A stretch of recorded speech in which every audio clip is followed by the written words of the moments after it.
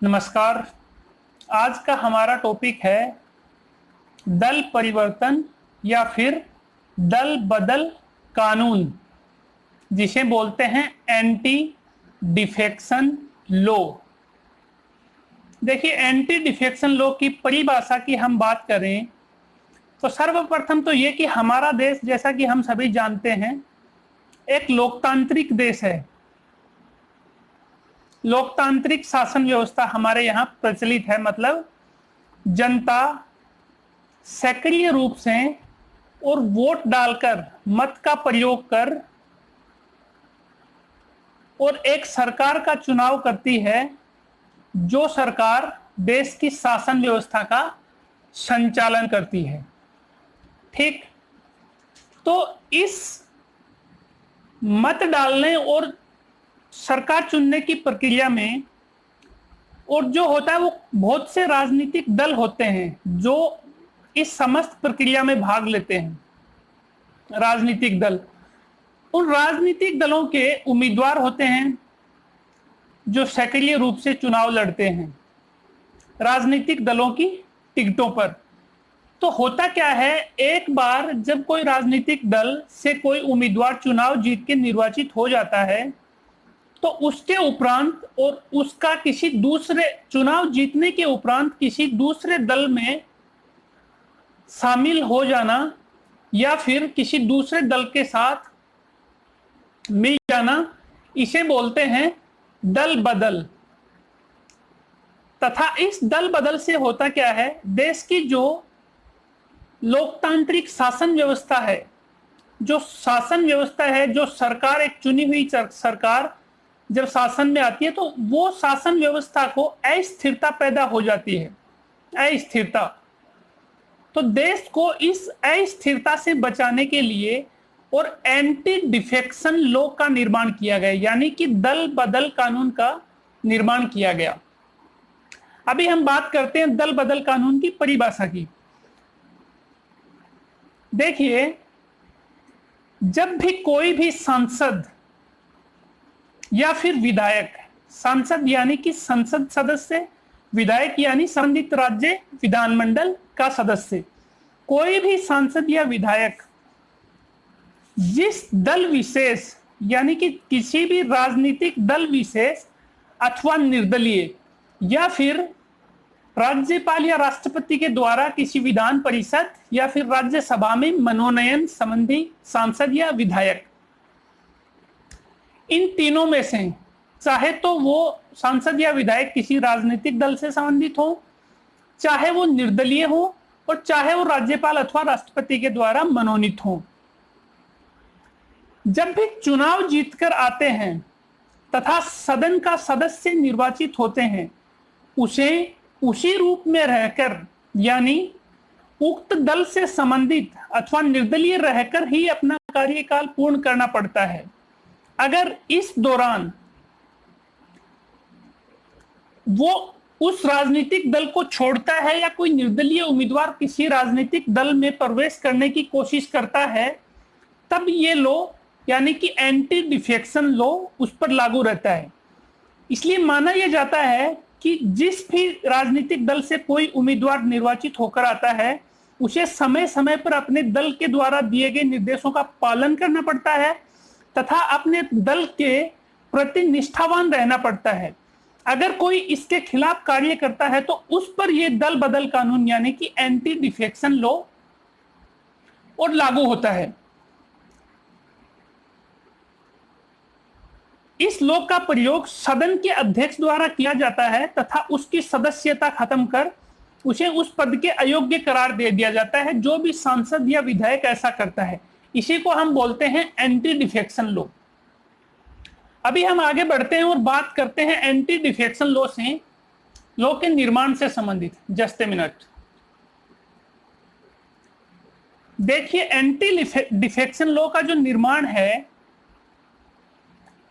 उसके लिए और इस प्रकार की परिस्थितियों को देखते हुए और एक ऐसे कानून के निर्माण की आवश्यकता पड़ी जो इन सारी समस्त परिस्थितियों पर रोक लगा सके, इनको रोक सके।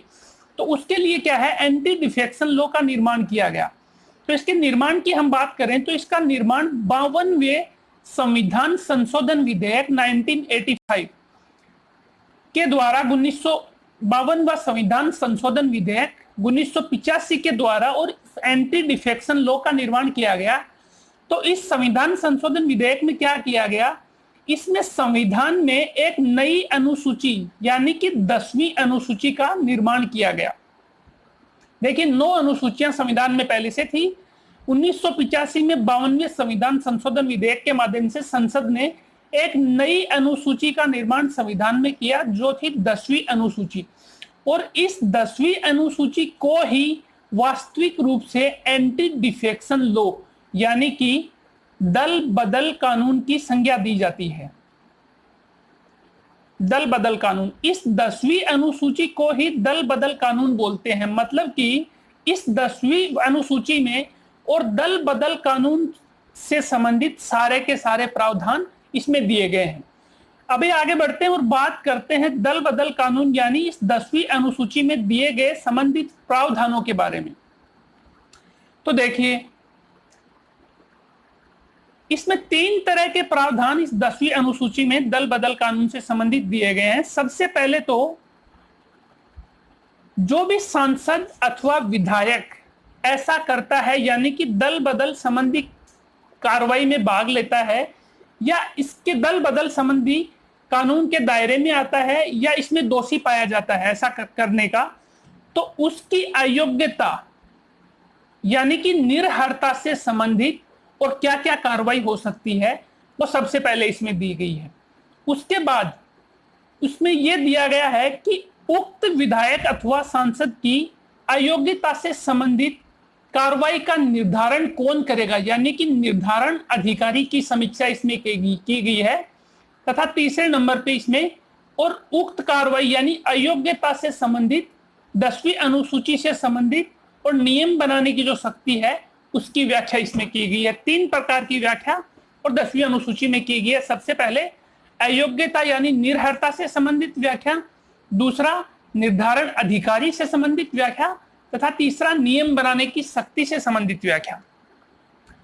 तो देखिए अयोग्यता या निरर्हता से संबंधित जो व्याख्या है उसमें भी 4 तरह के कॉलम है। सबसे पहले ऐसे सांसदों या विधायकों से संबंधित कि सांसदों या विधायकों की अयोग्यता से संबंधित कॉलम जो कि किसी ना किसी राजनीतिक दल से जुड़े हुए हैं तथा किसी राजनीतिक दल की टिकट पर चुनाव लड़कर और निर्वाचित होकर आए हैं। अगर वो दल बदल संबंधी कार्रवाई करते हैं तो उनकी अयोग्यता का क्या आधार होगा, ये इसमें दिया गया। दूसरा, ऐसे सांसद या विधायक जो निर्दलीय रूप से चुनाव लड़कर आए हैं यानी कि बिना किसी दल के निर्दलीय रूप से निर्वाचित होकर आए हैं, वो अगर किसी दल में शामिल होने की कोशिश करते हैं तब उनकी अयोग्यता से संबंधित क्या कार्रवाई होगी। इसके बाद ऐसे सदस्य जिनको राष्ट्रपति अथवा राज्यपाल द्वारा संबंधित विधान परिषद या राज्यसभा में मनोनीत किया गया है, वो अगर किसी राजनीतिक दल की सदस्यता लेने का प्रयास करते हैं तो उनकी अयोग्यता से संबंधित कॉलम इसमें दिया गया है। इसके बाद और 2 अपवाद भी इसमें दिए गए हैं कि उन 2 अपवादों में और अयोग्यता संबंधी कार्रवाई नहीं हो सकती, ऐसे 2 अपवाद दिए गए। तो अभी हम आगे बढ़ते हैं और सबसे पहले बात करते हैं अयोग्यता यानी निरर्हता से संबंधित कॉलम के बारे में। देखिए अयोग्यता यानी निरर्हता से संबंधित और 10वीं अनुसूची में क्या दिया गया है उसके बारे में हम बात करते हैं।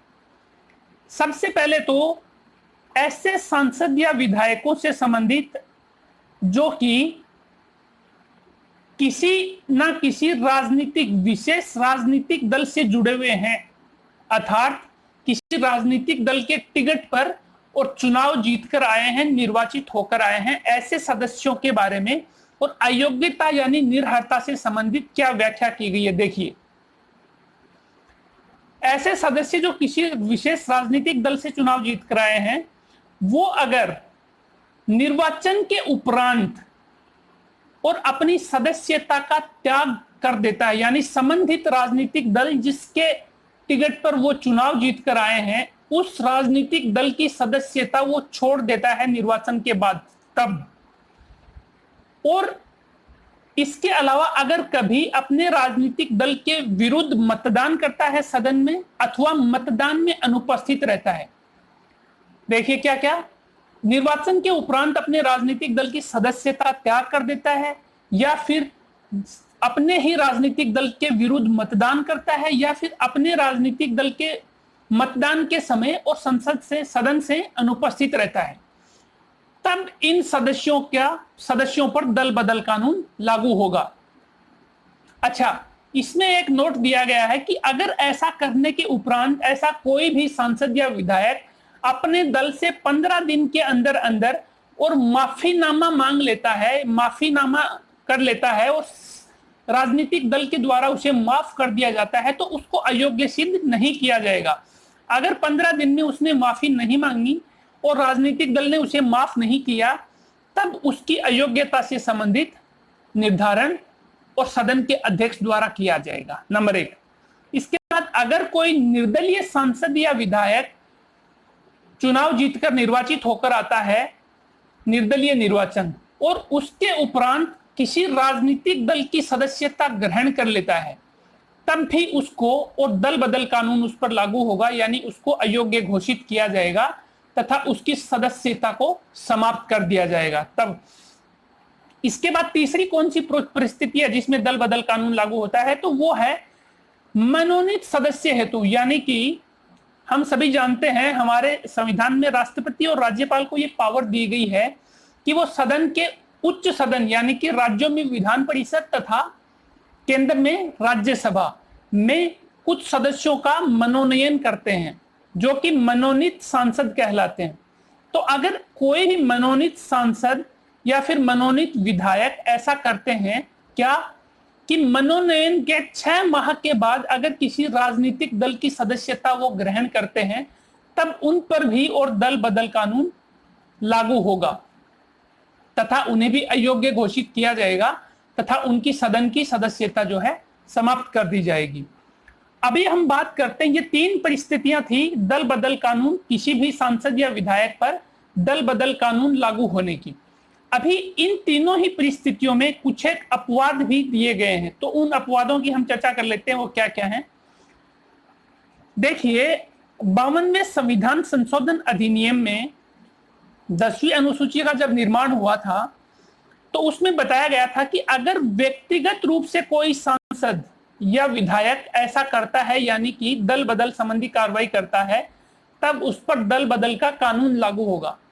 परंतु इसमें बताया गया कि यदि निर्वाचन के उपरांत किसी राजनीतिक दल में टूट हो जाती है, यानी कि वो बिखर जाता है, आपसी टकराव हो जाता है, और तथा ऐसी परिस्थिति में अगर किसी राजनीतिक दल के 1/3 सदस्य या फिर उससे अधिक सदस्य और अपना कोई नया दल बनाते हैं, तब उन पर और दल बदल कानून लागू नहीं होगा।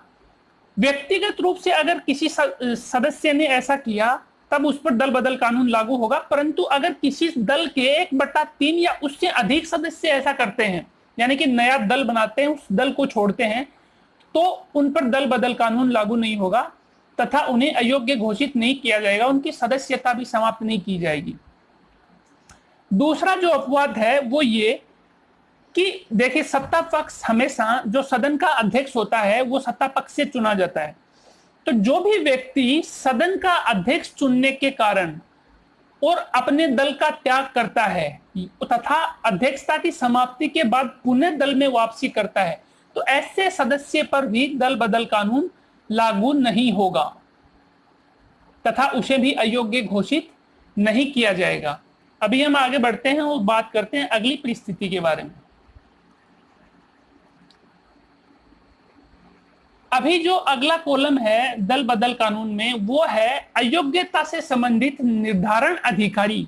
यानी कि इस दल बदल कानून जब किसी पर लागू होता है तो उसकी अयोग्यता से संबंधित यानी निर्हरता से संबंधित, उसकी सदस्यता समाप्त करने से संबंधित निर्णय कौन लेगा, उस निर्णय को निर्धारित करने वाला अधिकारी कौन होगा, उससे संबंधित प्रावधान 10वीं अनुसूची में दिए गए हैं, उनकी हम बात करते हैं। देखिए, सबसे पहले तो 10वीं अनुसूची बोलती है कि किसी भी सांसद या विधायक जिस पर दल बदल कानून लागू हुआ है, उसकी निर्हरता या अयोग्यता से संबंधित जो निर्धारण अधिकारी होगा वो संबंधित सदन का अध्यक्ष होगा। यानी कि अगर कोई विधानसभा का सदस्य ऐसा करता है तो विधानसभा अध्यक्ष निर्धारण अधिकारी होगा।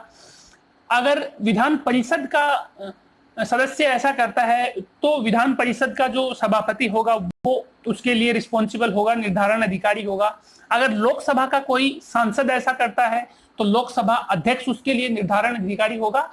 तथा अगर राज्यसभा का कोई भी सदस्य या सांसद ऐसा करता है यानी दल बदल संबंधी कार्यवाही, तो राज्यसभा का जो सभापति होगा वो निर्धारण अधिकारी माना जाएगा। यानी कि इसमें बताया गया है कि संबंधित सदन का जो अध्यक्ष होगा वही और उसका निर्धारण अधिकारी होगा, यानी कि संबंधित सांसद अथवा विधायक की अयोग्यता से संबंधित डिसीजन लेने वाला अधिकारी होगा। ठीक बात। अभी दूसरा जो प्रोविजन है उसमें बताया गया है कि किसी भी सदन सदस्य द्वारा केवल लिखित अपील के आधार पर ही और निर्धारण अधिकारी कार्रवाई करेगा। यानी कि अगर किसी भी सदन में कोई सदस्य दल बदल संबंधी कार्रवाई करता है तो उसी सदन के किसी सदस्य द्वारा अगर सदन के अध्यक्ष को लिखित रूप से अपील की जाती है कि फला फला सदस्य ऐसा कर रहा है, तभी और सदन के अध्यक्ष को हक होगा कि वो उस संबंधित सदस्य जो दल बदल संबंधी कार्यवाही कर रहा है उस पर कार्यवाही कर सके, उसकी अयोग्यता से संबंधित डिसीजन ले सके। दूसरा प्रोविजन। तीसरा जो प्रोविजन है वो ये कि अगर कोई सदन का सदस्य दल बदल संबंधी कार्यवाही करता है तथा सदन का जो अध्यक्ष है वो उस पर और एक्शन लेता है यानी कि कार्यवाही करता है उसकी अयोग्यता से संबंधित, तो अंतिम निर्णय लेने से पहले और उसको संबंधित सदस्य को अपना पक्ष रखने का मौका देना पड़ेगा। यानी कि वो उस संबंधित सदस्य को उसका पक्ष रखने का मौका दिए बिना और उसकी अयोग्यता से संबंधित डिसीजन नहीं ले सकेगा। उसे संबंधित सदस्य को उसका पक्ष रखने का एक मौका देना ही पड़ेगा। चौथा जो कॉलम है वो ये कि 10वीं अनुसूची में 52वें संविधान संशोधन विधेयक में बताया गया था कि किसी भी दल बदल कानून संबंधी निर्णय का निर्धारण अगर किसी सदन के अध्यक्ष द्वारा किया जाता है तो उस अध्यक्ष का जो निर्णय है वो अंतिम होगा तथा उसकी न्यायिक समीक्षा यानी कि न्यायालय में भी उसके खिलाफ नहीं जाया जा सकेगा, न्यायिक समीक्षा भी नहीं की जा सकेगी। ऐसा बताया गया था 52वें संविधान संशोधन 1985 में जब सर्वप्रथम दल बदल कानून का निर्माण हुआ था। उसमें ऐसा बताया गया था कि अध्यक्ष का निर्णय अंतिम होगा तथा उसकी न्यायिक समीक्षा भी नहीं की जाएगी।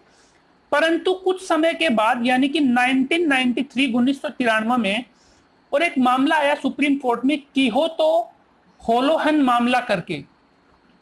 इस मामले में और सुप्रीम कोर्ट ने जब विचार किया तो सुप्रीम कोर्ट ने और कुछ तथ्य हैं उन तथ्यों के आधार पर और किसी भी सदन के अध्यक्ष द्वारा किसी दल बदल कानून संबंधी निर्णय लेने को और न्यायिक समीक्षा के अंतर्गत करार दिया गया। यानी कि सुप्रीम कोर्ट ने बताया, कुछ ऐसे तथ्य बताए जिनके आधार पर सुप्रीम कोर्ट ने कहा कि आज के बाद और ऐसा कोई निर्णय अगर किसी सदन के अध्यक्ष द्वारा किया जाता है तो उसकी न्यायिक समीक्षा की जा सकेगी। तो वो कौन कौन से तथ्य थे जिनके आधार पर सुप्रीम कोर्ट ने ऐसा कहा? तो देखिए, सबसे पहले तो सुप्रीम कोर्ट ने बताया कि कोई भी सदन का अध्यक्ष चूंकि सत्ताधारी दल से चुना हुआ होता है, इसलिए होता क्या है, अध्यक्ष का मानसिक झुकाव जो है वो किसी दल विशेष के प्रति होता है। अतः किसी दल विशेष के प्रति और अध्यक्ष का मानसिक झुकाव होने के नाते और पूरी तरह न्यायपूर्ण डिसीजन हम उसको नहीं मान सकते। इसलिए न्यायालय को यह हक होगा कि वह उसकी दोबारा से समीक्षा कर सके, ऐसा सुप्रीम कोर्ट ने बोला। तथा इसके बाद यानी कि सन 1993 के बाद और इसको यानी कि दल बदल कानून संबंधी निर्णय जो सदन के अध्यक्ष द्वारा किया जाता है इसको न्यायिक समीक्षा के अंतर्गत मानना शुरू कर दिया। यानी कि ये न्यायिक समीक्षा के दायरे में आ गए। अभी आगे बढ़ते हैं और बात करते हैं दल बदल संबंधी कुछ अन्य प्रावधानों की। देखिए, तीसरा जो दल बदल संबंधी 10वीं अनुसूची में जो प्रावधान किया गया है वो ये कि नियम बनाने की जो शक्ति है 10वीं अनुसूची पर नियम बनाने की जो शक्ति है उससे संबंधित प्रावधान अगला तीसरा और लास्ट प्रावधान 10वीं अनुसूची में किया गया है। तो इसमें क्या बोलते हैं कि सदन का अध्यक्ष जो है, किसी भी सदन का अध्यक्ष, वो अपने सदन में दल बदल संबंधी कानून को लेकर और नियम बना सकता है तथा उन नियमों को 30 दिन के अंदर अंदर उसे सदन के समक्ष प्रस्तुत करना पड़ेगा। अब संबंधित सदन का क्या दायित्व होगा कि संबंधित सदन उन नियमों को स्वीकृत भी कर सकता है, बहुमत से, साधारण बहुमत से स्वीकृत भी कर सकता है, अस्वीकृत भी कर सकता है या फिर उनमें सुधार भी कर सकता है। ये संबंधित सदन को हक होंगे। तो ये था नियम बनाने संबंधी शक्ति।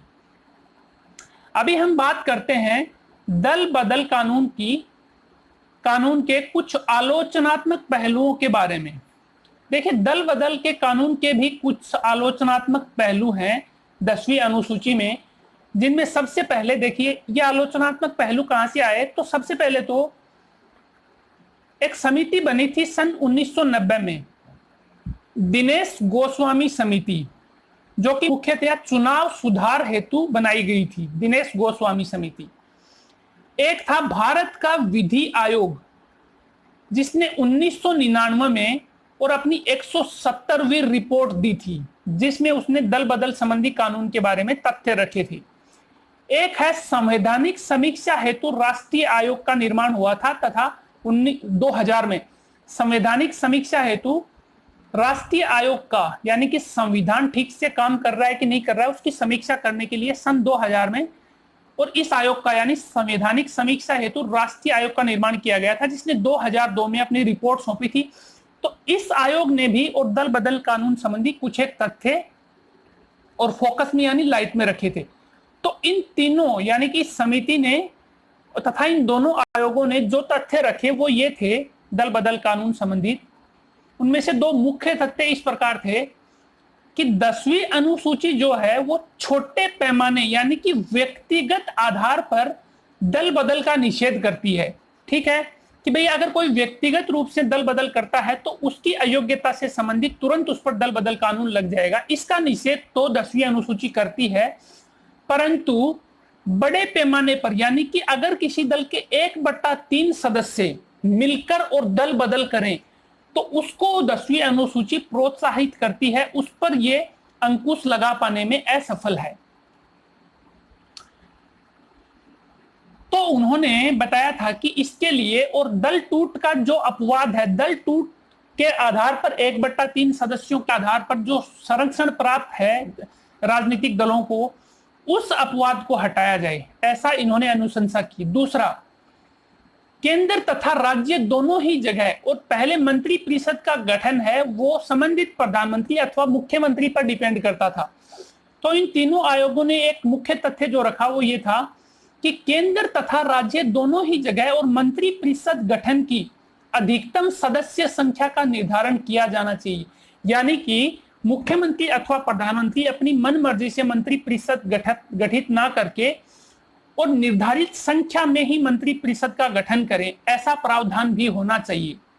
और इसके लिए उसने कुल सदस्य संख्या का और 1/10 यानी कि सरकार में जितने भी सदस्य शामिल हैं सत्ता पक्ष में, उस कुल सदस्य संख्या का और 1/10 पद ही मंत्री परिषद में रखने की सिफारिश इन्होंने की थी। अभी आगे बढ़ते हैं और बात करते हैं अगले संवैधानिक संशोधन के बारे में। देखिए, ये जो आलोचनात्मक पहलू थे, इन तीनों दिनेश गोस्वामी समिति तथा विधि राष्ट्रीय आयोग और संवैधानिक आयोग, इन तीनों ने जो दो तथ्य रखे आलोचनात्मक तथ्य, उन आलोचनात्मक तथ्यों को ध्यान में रखते हुए और संसद ने दल बदल कानून में सुधार करने के लिए और दोबारा से एक संविधान संशोधन विधेयक पारित किया, जिसे बोलते हैं 91वां संविधान संशोधन अधिनियम। 91वां संविधान संशोधन अधिनियम संसद ने पारित किया 2003 में तथा इस संविधान संशोधन द्वारा और 10वीं अनुसूची यानी कि दल बदल कानून में, एंटी डिफेक्शन लॉ में और कुछ संशोधन किए गए। तो वो संशोधन क्या क्या थे, क्या क्या प्रावधान थे, उन संशोधनों के, उनकी हम बात करते हैं। सबसे पहले तो यह सुधार किया गया कि 10वीं अनुसूची में और जो अपवाद के जो प्रावधान थे, उन अपवाद के 2 प्रावधान जो थे वो अध्यक्ष से संबंधित तथा 1/3 सदस्यों से संबंधित, उनमें से जो सदस्यों से संबंधित 1/3 सदस्य मिलकर अगर किसी नए दल का निर्माण करते हैं तो उनपे एंटी डिफेक्शन लॉ लागू नहीं होगा। ऐसा प्रावधान 52वें संविधान संशोधन द्वारा 10वीं अनुसूची में किया गया था। उसको बदलकर और इस दल टूट के आधार पर जो संरक्षण प्राप्त था इसको समाप्त कर दिया। यानी कि इसमें बताया गया कि अगर कोई व्यक्तिगत रूप से दल बदल की कार्यवाही करेगा या 1/3 सदस्य मिलकर दल बदल की कार्यवाही करेंगे, दोनों ही सूरत में और दल बदल कानून जो है लागू होगा। इस टूट का जो संरक्षण पहले राजनीतिक दलों को प्राप्त था इसको समाप्त कर दिया। तथा दूसरा जो अपवाद है यानी अध्यक्ष, उसको ज्यों का त्यों रखा। यानी कि अध्यक्ष जो भी किसी सदन का निर्वाचित होगा वो अपवाद ही रहेगा, यानी कि वो न्यूट्रल ही माना जाएगा, वो किसी राजनीतिक दल से संबंधित नहीं माना जाएगा। तो उस दूसरे अपवाद को ज्यों का त्यों रख दिया, लेकिन पहला जो दल टूट से संबंधित अपवाद था उसको समाप्त कर दिया 91वें संविधान संशोधन अधिनियम द्वारा।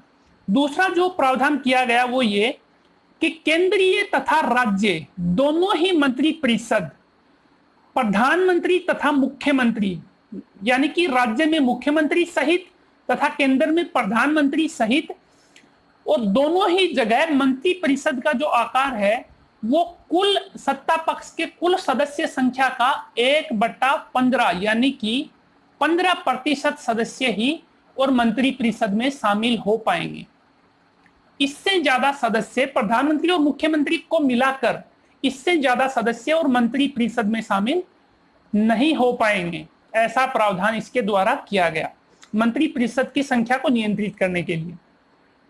इसके बाद इसमें बताया गया कि कोई भी सांसद अथवा विधायक जो दल बदल कानून के तहत अयोग्य करार दिया जाता है तथा जिसकी सदस्यता समाप्त कर दी जाती है, ऐसा सांसद या विधायक कभी भी मंत्री पद को धारण नहीं कर सकेगा। यानी कि उसके भविष्य में मंत्री पद धारण करने पे रोक इसके द्वारा लगा दी गई। तो ये था हमारा दल बदल कानून यानी एंटी डिफेक्शन लॉ से संबंधित चैप्टर, जिसमें हमने पूरा प्रयास किया है कि आपको एक एक चीज इससे संबंधित क्लियर कर दें। ये बहुत ही इंपॉर्टेंट तथा महत्वपूर्ण भारतीय राज्य व्यवस्था का एक बहुत ही महत्वपूर्ण टॉपिक है। Thank you.